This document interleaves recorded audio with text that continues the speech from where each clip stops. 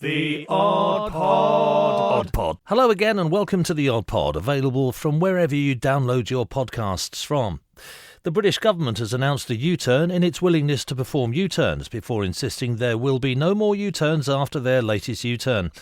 The government has announced a U-turn on plans to tighten restrictions on sewage being allowed into the nation's waterways, in a move the Prime Minister Boris Johnson has been quick to label more of an O-turn than a U-turn, as we're back facing the way we started.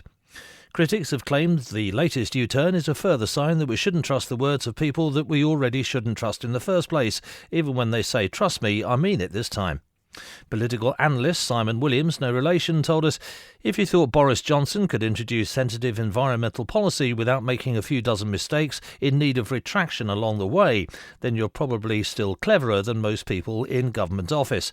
Clearly, all he needed was all those nice people online to point out how his ill-considered policy that was based around populist nonsense was likely to kill an awful lot of animals and ruin lots and lots of beaches.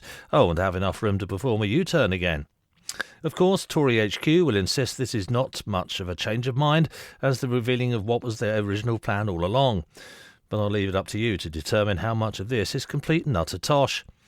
Health officials have welcomed the latest U-turn, insisting it will help safeguard the health of the nation's environment over the coming years.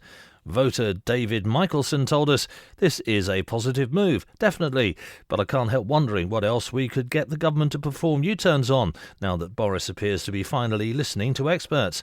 Good grief, if he'd started listening to people 5 years ago, we might have avoided Brexit altogether." The Odd Pod.